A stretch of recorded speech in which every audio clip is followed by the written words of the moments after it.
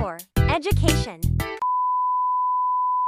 Halo, assalamualaikum. Kembali lagi dengan saya Bidan Jana. Kali ini saya akan menjawab pertanyaan dari salah satu teman saya nih di sini yang bertanya nih, anak saya udah umur 8 bulan, tapi kok ASI saya makin seret ya? Gimana cara mengatasinya? Oke, baik. Saya di sini akan menjawab pertanyaannya ya. Tapi ingat, seperti biasa, sebelum Bu Bidannya lanjut nih untuk bahas problematikanya, jangan lupa subscribe channel ini supaya Bu Bidanya makin semangat buat VT edukasinya ya. Oke, Bunda, di sini saya akan menjawab dulu pertanyaan yang di atas tadi ya.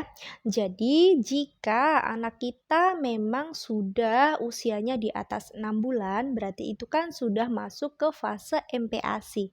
Jadi wajar dong jika produksi ASI kita bakalan menurun karena kan memang suplai nutrisinya bukan dari ASI saja tapi sudah dari asupan makanan-makanan yang lain ya. Makanan-makanan tambahan yang lain seperti itu. Jadi wajar jika produksinya menurun. Cuman di sini aku akan berbagi informasi mengenai berbagai penyebab persediaan ASI berkurang dan cara mengatasinya buat kalian semua. Jangan lupa disimak ya.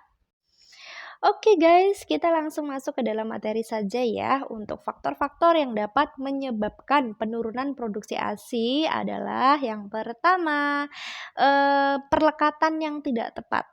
Ya, karena perlekatan pada mulut bayi saat menyusu apabila tidak tepat itu dapat menurunkan produksi ASI. Karena kan ASI itu semakin banyak dihisap, semakin banyak dirangsang dengan mulut bayi, produksinya akan melimpah. Dan sebaliknya, jika kita jarang menyusui bayi, jarang nenenin seperti itu produksinya akan berkurang. Karena apa? Tidak ada rangsangan dari bayinya, ya.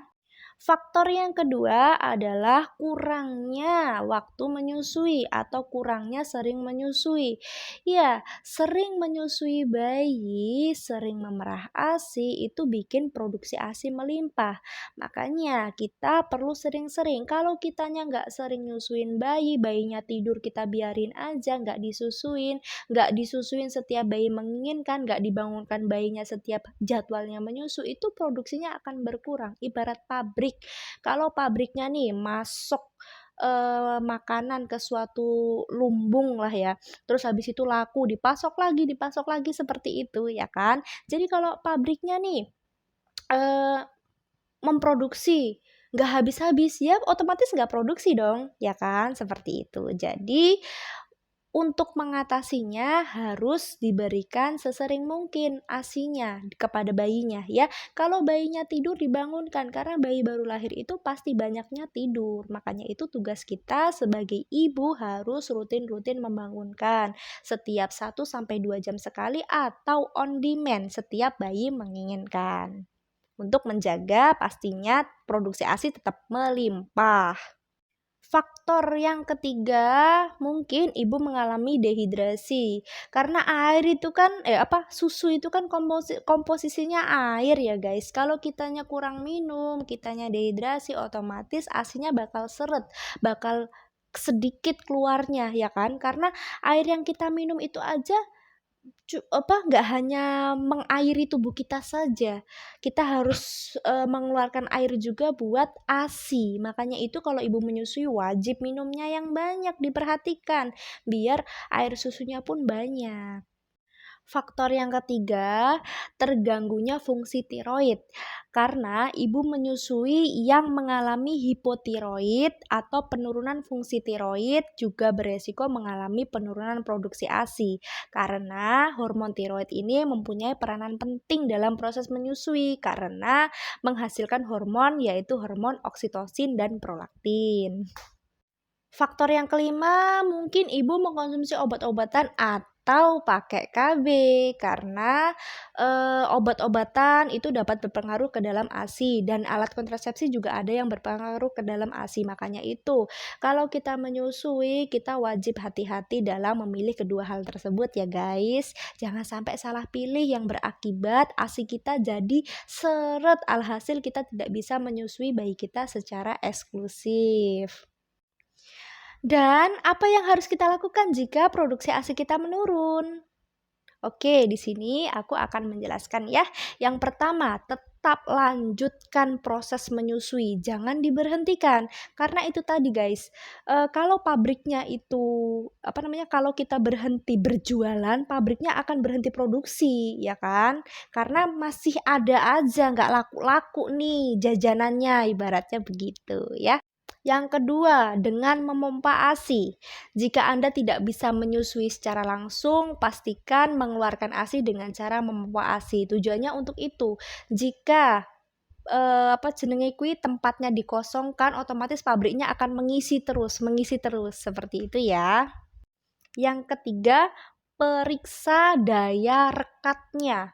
Apakah perlekatan menyusunya itu sudah benar atau tidak? Karena itu mempengaruhi produksi ASI loh. Jadi harus nggak hanya di bagian putingnya aja saat bayi menyusu itu, tapi sampai ke bagian aerolanya aja atau bagian yang hitam-hitamnya itu semua masuk ke dalam mulut bayi, ya.